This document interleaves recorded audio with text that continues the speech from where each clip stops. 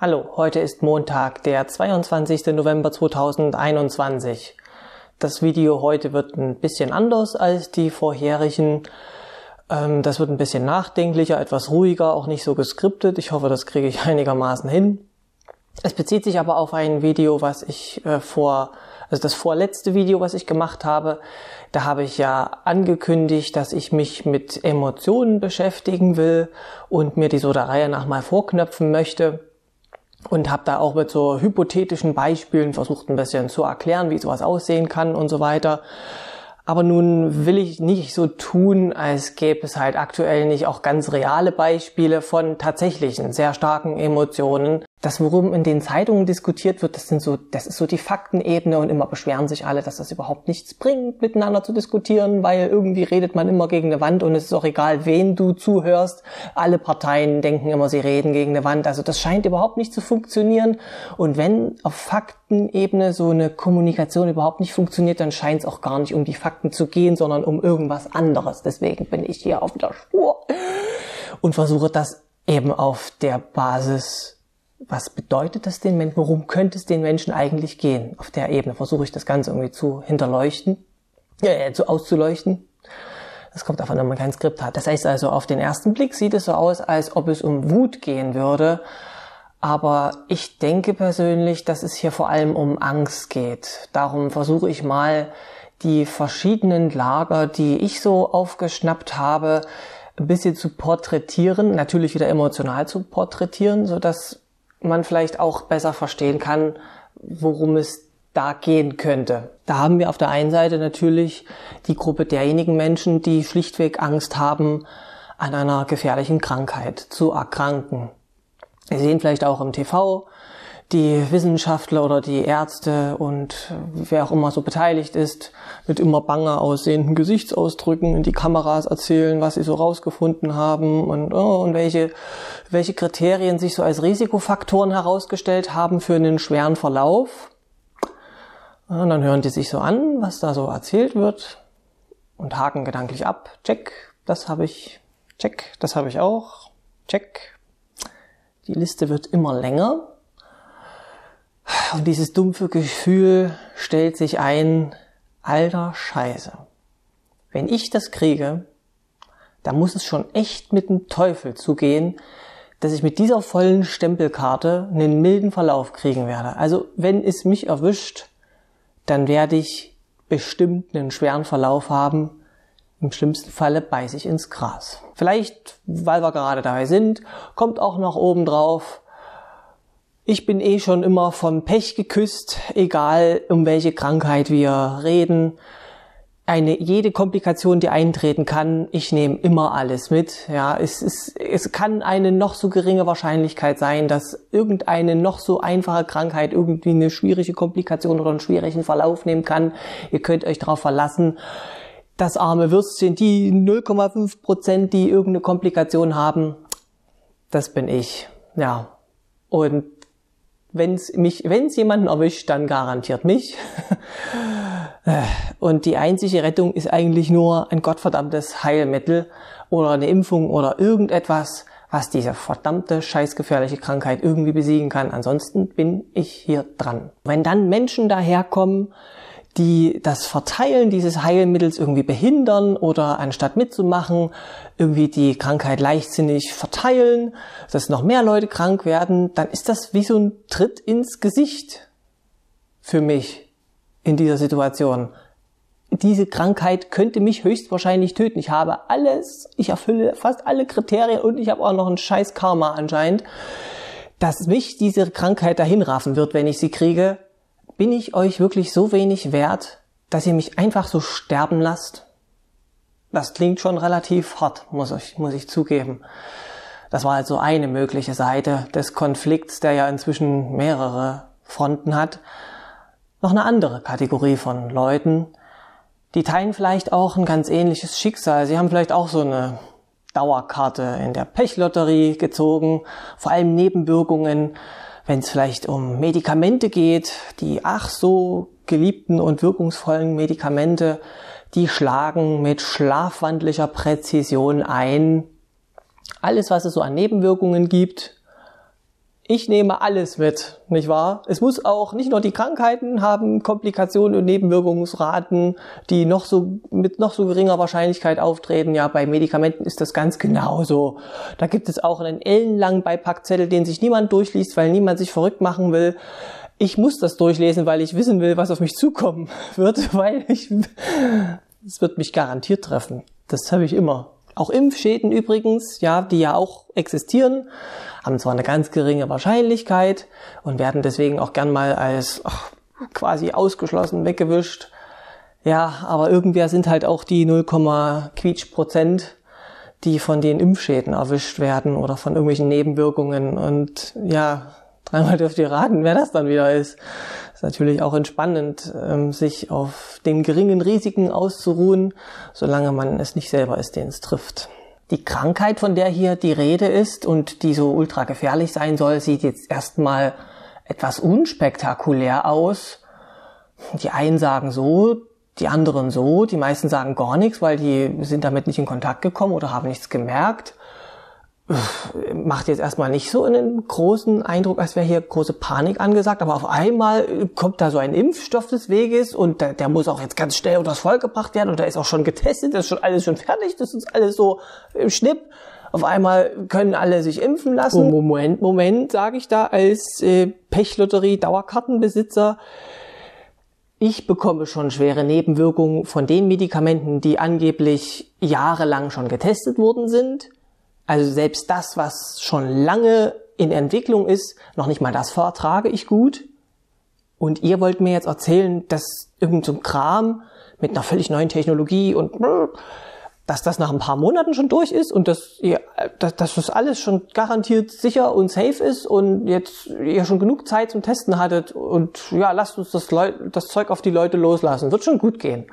Solange es nur ein paar Prozent sind, die an unerklärlichen Impfschäden erkranken oder gerade ins Gras beißen. Solange das die anderen sind, ist das ja egal. Tja, sorry Leute, aber diese Menschen, die immer den Zonk in der Impflotterie ziehen, das sind halt auch Menschen. Bin ich euch wirklich so wenig wert, dass ich als Blutgeld für eure Gesundheit sterben muss? Hui, ja. Dass das heutige Video keine leichte Kost wird, habe ich vielleicht vergessen zu erwähnen, reiche ich hiermit nach. Das ist also eine weitere Gruppe, die mir so einfällt. Noch eine dritte Gruppe, die mir auch in den Sinn kommt, die hat vielleicht mit so körperlichen Scherereien nicht so Probleme. Zum Glück nicht, aber das heißt nicht unbedingt, dass es ihnen gut geht. Auch nicht unbedingt schlecht, ich weiß nicht, man beißt sich so durch, sagt man ja. Was sie aber hinter ihrer tapferen Fassade so erleben, das erzählen sie dann lieber niemandem. Auch nicht, dass pünktlich mit dem Beginn des ersten Lockdowns ihr Alkoholkonsum scheinbar auf unerklärliche Weise sprunghaft angestiegen ist.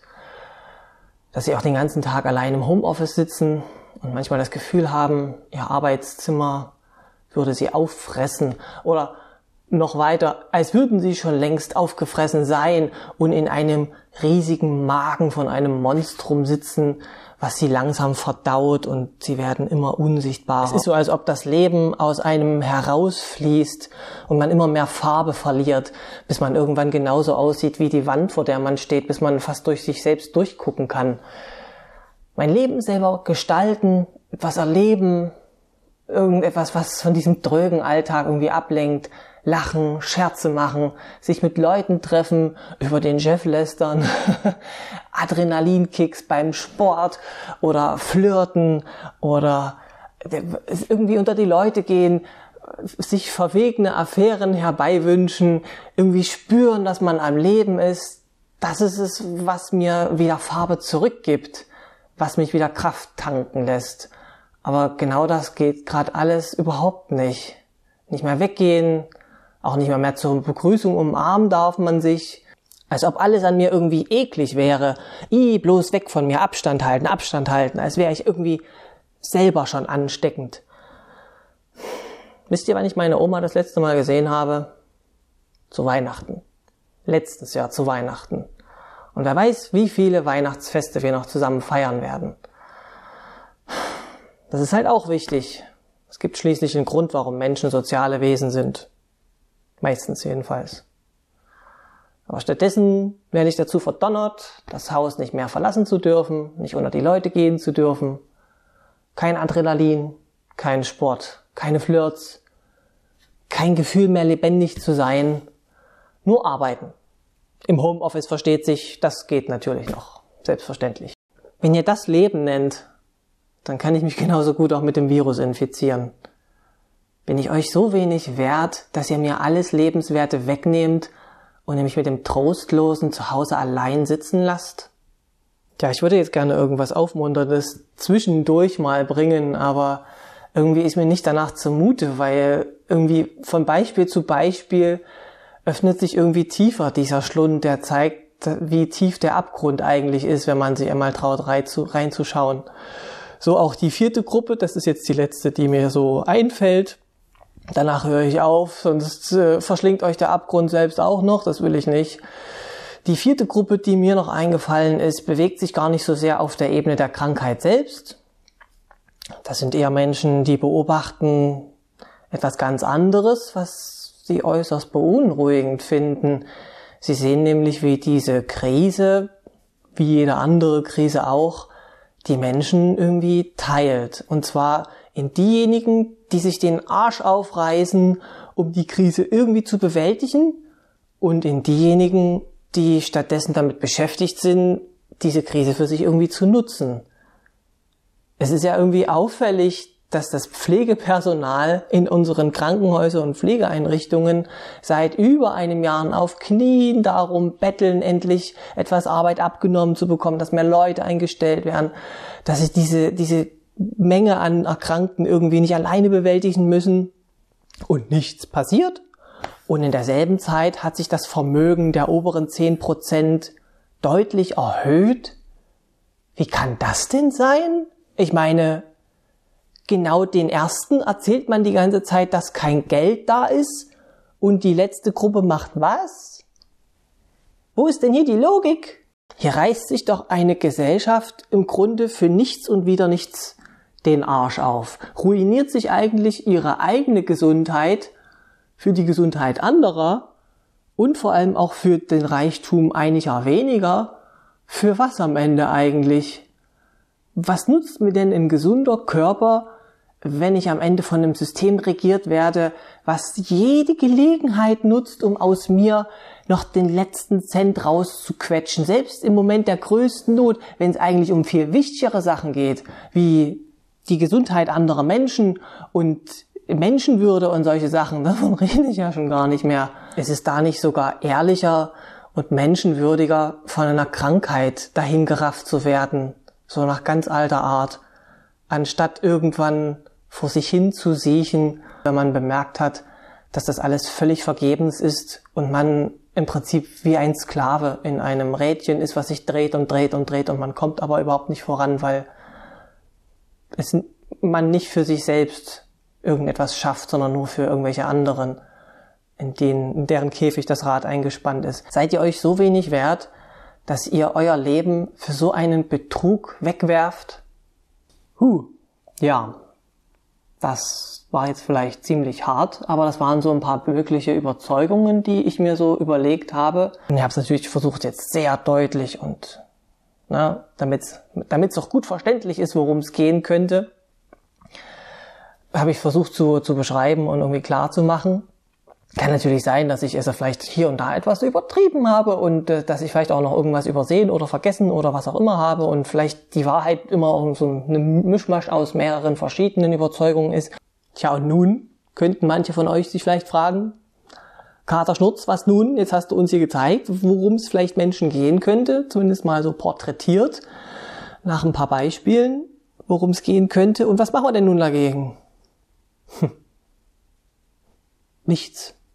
Was kann man dagegen denn tun? Ich meine, es geht hier um nichts Geringeres als um das Leben. Jeder der 4 Gruppen, die ich gerade porträtiert habe, verteidigt nichts Geringeres als das eigene Überleben. Und ich finde sogar mit gutem Recht. Was soll man dagegen denn ausrichten? Was soll man dagegen denn einwenden? Dagegen etwas einzuwenden, das wäre ja schon fast unmoralisch. Ihnen zu sagen, du darfst nicht für dein Leben streiten. Herrje. Aber es erklärt zumindest, wenn ich mir halt angucke, worum in den Debatten gestritten wird und warum da dieser Ton auch immer so wahnsinnig böse und erbittert wäre. Als ob es um Leben und Tod gehen würde. Naja, wenn ich mir so anschaue, was ich hier gerade so scherenschnittartig dargestellt habe, dann wundert es ehrlich gesagt nicht mehr, warum der Ton so ist. Jetzt kann man natürlich immer versuchen, die Menschen irgendwie zu überzeugen. Schließ dich der Gruppe an, weil das ist für dich immer noch besser als die andere Gruppe. Oder tu dies, das ist mehr in deinem Interesse als jenes. Wenn es dann emotional wird, dann wird auch wieder nur mit noch mehr Angst gearbeitet. Also dann wird vielleicht den Menschen, die nicht so sehr vor der Krankheit Angst haben, sondern mehr vielleicht vor der Impfung oder sowas, denen wird dann mehr Angst vor der Krankheit irgendwie gemacht, damit sie dann eben aus Angst vor der Krankheit die Angst vor der Impfung und Angst vor Kontrolle und vor Bevormundung und sonst was alles über Bord werfen und sich trotzdem impfen lassen. Das ist irgendwie... Es sieht ein bisschen aus, als ob man den Teufel mit dem Beelzebub austreiben möchte, wenn schon Angst da ist und die irgendwie das ganze Problem auch erst hervorruft. Das ist ziemlich schwierig, da irgendwie rauszukommen. Und das bleibt eben auch dabei, dass die Leute trotz allem in solchen Lagern zerstritten sind und weiterhin so böse aufeinander sind. Vielleicht braucht's eine andere Erklärung, eine andere Erzählung, die nicht mehr so mit Angst arbeitet, sondern die das Ganze auf eine positive, erfüllende und vereinigende Weise beschreibt. Und das ist jetzt ein hoher Anspruch. Ich möchte ja nicht zu tief stapeln, nicht wahr? Das wäre ja langweilig. Aber ich möchte es mal versuchen. Und wie gesagt, ich habe kein Skript, deswegen gucke ich jetzt gerade so ins Nichts und versuche das möglichst bildhaft zu beschreiben, worum es mir geht. Wir sprachen von Angst, also fange ich doch einfach mal bei mir an. Ich selber habe tatsächlich Angst, dass alle 4 Gruppen am Ende in ihren Ängsten bestätigt werden. Dass wir am Ende, dass wir es keinem der 4 Gruppen recht machen können. Es werden Menschen sterben an der Krankheit. Es werden auch Menschen sterben an der Heilung für die Krankheit. Es werden Menschen bevormundet und von ihrem Sozialleben abgeschirmt und in Einsamkeit und in emotionale Verwahrlosung getrieben. Und es werden Menschen ausgepresst und sie haben den Eindruck, hier in einem System festzustecken, was überhaupt nicht ihr Wohlwollen oder ihre Gesundheit im Sinne hat, sondern irgendwie nur die Bereicherung einiger weniger.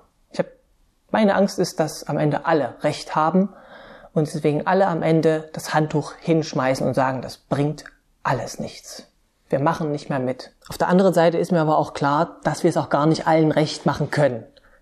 Also, dass wir nie eine Krankheit komplett besiegen können, ohne dass sie irgendjemanden angesteckt oder jemand daran gestorben oder schwer erkrankt ist. Und dass auch jedes Heilmittel immer irgendeine Nebenwirkung mit sich bringt und dass es auch immer Menschen geben wird, die von irgendwelchen Schutzmaßnahmen in Einsamkeit und in Not und in Vereinsamung und in Isolation gedrängt werden und dass es auch immer Menschen gibt, die sich für nichts und wieder nichts den Arsch aufreißen und sich hinterher fragen, habe ich hier eigentlich nur den Wohlstand der oberen 10% gemehrt oder dient das eigentlich auch noch irgendwie der Gesellschaft? Es wird immer solche Fälle geben, egal wie wir das machen.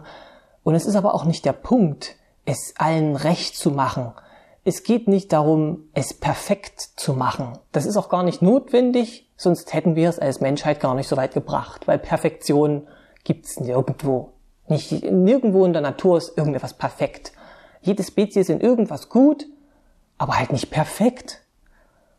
Es geht halt nur darum, so gut wie möglich zu sein, um irgendein Hindernis zu überwinden. Und die Stärke der Menschheit ist ihr Erfindungsreichtum.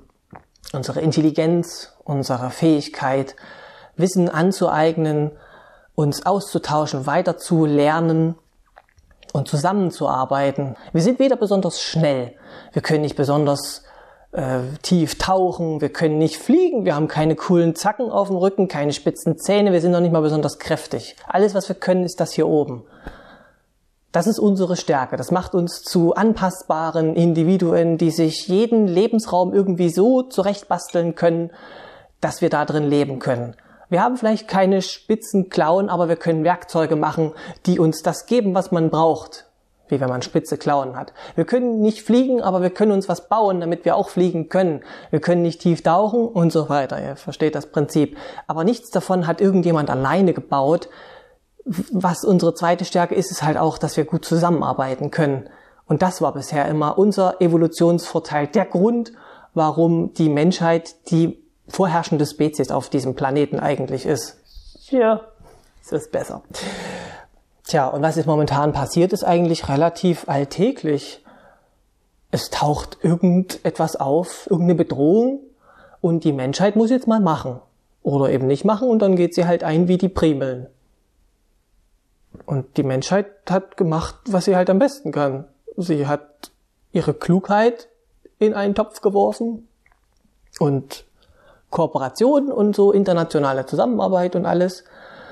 Sie hat sich die Bedrohung angeguckt, den Virus analysiert und unsere Wirkung gegen irgendwelche Krankheiten sind nicht, dass wir besonders stark sind oder besonders immun gegen alles, sondern wir erfinden halt Dinge. Wie wir Werkzeuge erfinden wir halt auch Medizin gegen irgendwelche Krankheiten. Und die Menschheit hat eine Medizin gefunden und das sogar in überraschend schneller Zeit.